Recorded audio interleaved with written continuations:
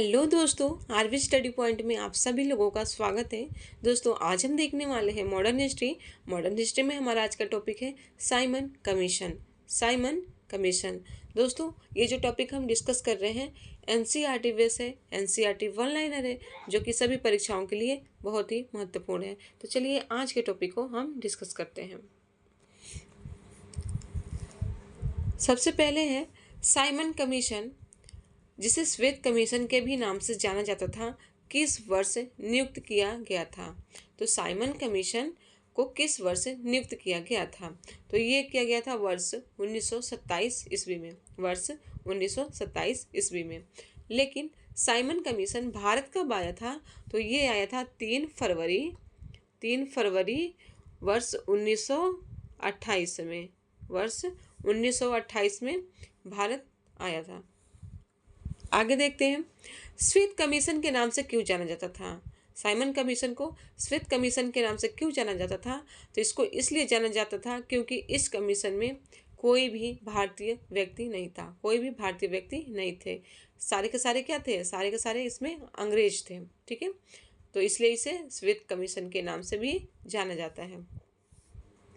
आगे देख लेते हैं, साइमन कमीशन का गठन क्यों किया गया था? साइमन कमीशन का गठन क्यों किया गया था? तो इसका गठन इसलिए किया गया था, भारत शासन अधिनियम 1919, जो कि मॉन्टेग्यू चेम्सफोर्ड सुधार के नाम से भी जाना जाता था, इसका समीक्षा करने हेतु। ठीक है, भारत शासन अधिनियम 1919 की समीक्षा हेतु साइमन कमीशन का गठन किया गया था। नेक्स्ट है, भारतीयों ने साइमन कमीशन का बहिष्कार क्यों किया था? भारतीयों ने साइमन कमीशन का बहिष्कार क्यों किया था?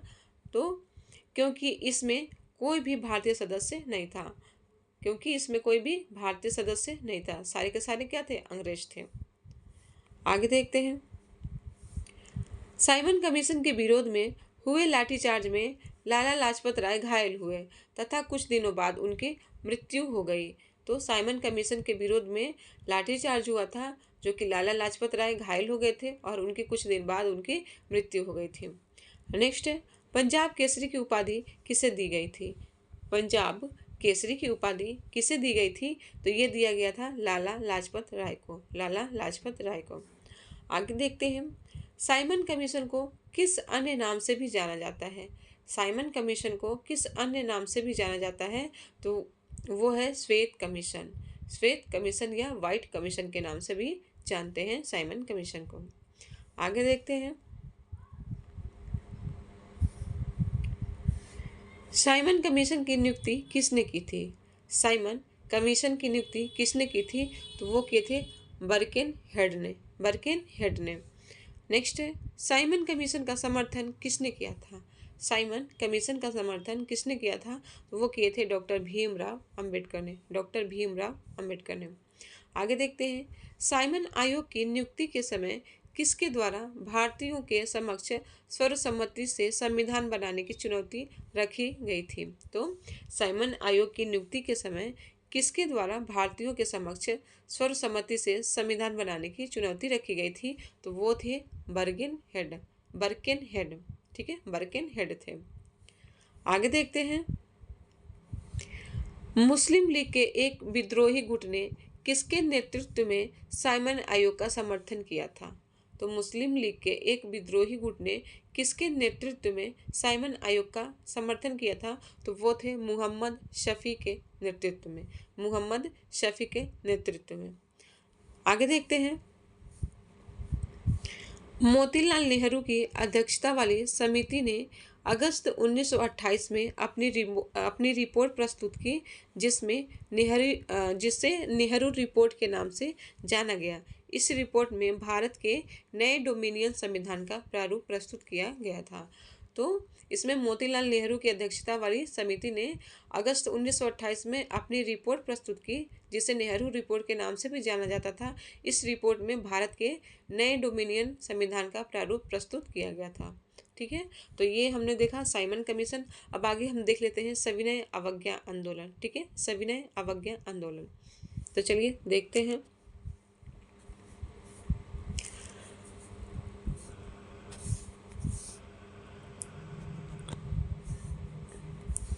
कांग्रेस के किस अधिवेशन में कार्यकारी कमेटी को सविनय अवज्ञा आंदोलन प्रारंभ करने का अधिकार दिया गया था? तो कांग्रेस के किस अधिवेशन में कार्यकारी कमेटी को सविनय अवज्ञा आंदोलन प्रारंभ करने का अधिकार दिया गया था? तो वो था लाहौर अधिवेशन। कौन सा था? लाहौर अधिवेशन था। नेक्स्ट है, महात्मा गांधी ने वर्ष 1930 में कहाँ से सविनय अवज्ञा आंदोलन का प्रारंभ किया था? तो महात्मा गांधी ने वर्ष 1930 में कहाँ से सविनय अवज्ञा आंदोलन का प्रारंभ किया था? तो वो था दांडी, दांडी गुजरात से। ठीक है, आगे देखते हैं। सविनय अवज्ञा आंदोलन के अंतर्गत गांधी जी ने अपने 78 अनुयायियों के साथ 12 मार्च 1930 को साबरमती आश्रम से यात्रा प्रारंभ की तथा 6 अप्रैल 1930 को दांडी पहुंचकर यात्रा समाप्त की। इस यात्रा को दांडी मार्च भी कहते हैं। ठीक है, तो सविनय अवज्ञा आंदोलन के अंतर्गत गांधी जी ने अपने कितने अनुयायियों के साथ? 78 अनुयायियों के साथ 12 मार्च 1930 को साबरमती आश्रम से यात्रा शुरू की थी। तो कहाँ से शुरू की थी? साबरमती आश्रम से 12 मार्च 1930 से शुरू करी थी और 6 अप्रैल 1930 को दांडी पहुंचकर, कब पहुंचे थे गांधी जी? 6 अप्रैल 1930 को दांडी पहुंचकर यात्रा को समाप्त किया था। इसे ही क्या कहा जाता है? दांडी मार्च कहा जाता है। आगे देख लेते हैं। नमक सत्याग्रह के नाम से नमक सत्याग्रह के समय गांधी जी के गिरफ्तार हो जाने के बाद आंदोलन के नेता के रूप में उनका स्थान किसने ले लिया?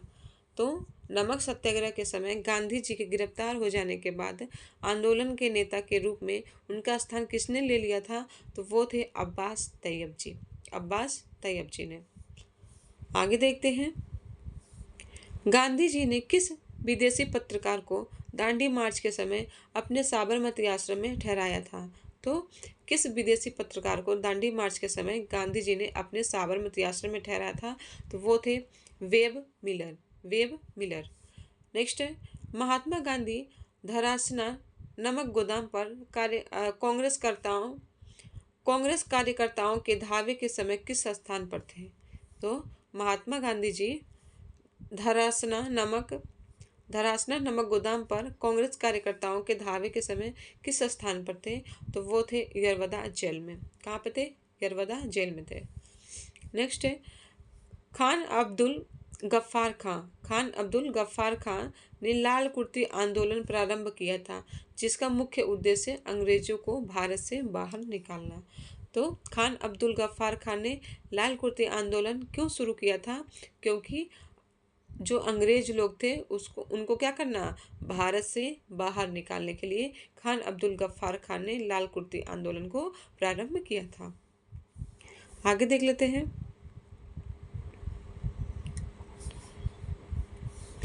आचार्य विनोबा भावे किस आंदोलन में शामिल होने के कारण प्रथम बार गिरफ्तार हुए थे? तो आचार्य विनोबा भावे जो थे किस आंदोलन में शामिल होने के कारण प्रथम बार गिरफ्तार हुए थे? तो वो था सविनय अवज्ञा आंदोलन, सविनय अवज्ञा आंदोलन। नेक्स्ट, गांधी जी ने सविनय अवज्ञा आंदोलन की असफलता के बाद रचनात्मक कार्यक्रमों को अत्यधिक महत्व दिया। तो गांधी जी ने सविनय अवज्ञा आंदोलन की असफलता के बाद रचनात्मक कार्यक्रमों को अत्यधिक महत्व दिए थे। ठीक है, आगे देखते हैं। किस आंदोलन के दौरान गढ़वाल रेजिमेंट के सैनिकों ने प्रदर्शनकारियों पर गोली चलाने से इनकार कर दिया था? तो किस आंदोलन के दौरान गढ़वाल रेजिमेंट के सैनिकों ने प्रदर्शनकारियों पर गोली चलाने से इनकार कर दिया था? तो वो था सविनय अवज्ञा आंदोलन, सविनय अवज्ञा आंदोलन। ठीक है, आगे देखते हैं। वर्ष 1930 में अंग्रेज सरकार के विरुद्ध प्रसिद्ध पेशावर कांड का नायक कौन था? तो वर्ष 1930 में अंग्रेज सरकार के विरुद्ध प्रसिद्ध पेशावर कांड का नायक कौन था?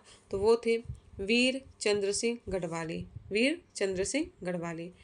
नेक्स्ट है, तमिलनाडु में चक्रवर्ती राजगोपालाचारी ने दांडी यात्रा की तरह तिरुचिरापल्ली से वेदारण्यम तक की यात्रा की थी। ठीक है, तो तमिलनाडु में चक्रवर्ती राजगोपालाचारी ने दांडी यात्रा की तरह त्रिचनापल्लिम से विदराण्यम तक की यात्रा की थी। आगे देखते हैं। जिया तरंग आंदोलन कहाँ प्रारंभ हुआ था? जिया तरंग आंदोलन कहाँ प्रारंभ हुआ था? तो ये हुआ था नागालैंड में। कहाँ हुआ था? नागालैंड में हुआ था। नेक्स्ट, प्रभावती प्रभावती देवी किस क्षेत्र की स्वतंत्रता संग्राम सेनानी थी? तो प्रभावती देवी किस क्षेत्र की स्वतंत्रता संग्राम सेनानी थी? तो वो थी चंपारण, जो कि बिहार में पड़ता है। चंपारण बिहार से थी। नेक्स्ट, बेगूसराय के चौकीदारी टैक्स के विरुद्ध में आंदोलन किस एक आंदोलन का भाग था? तो बेगूसराय कहाँ पे पड़ता है? ये भी बिहार में ही पड़ता है।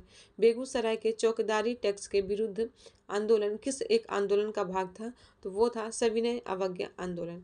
सविनय अवज्ञा आंदोलन का ही एक भाग था। तो ये चौकीदारी टैक्स वाला बीपीएससी तैयारी में पूछा गया था। तो प्लीज़ ये सारे जितने भी एनसीईआरटी बेस हैं, मोस्ट इम्पोर्टेंट सारे टॉपिक हैं, तो प्लीज़ आप लोग इसको ज़रूर देखें।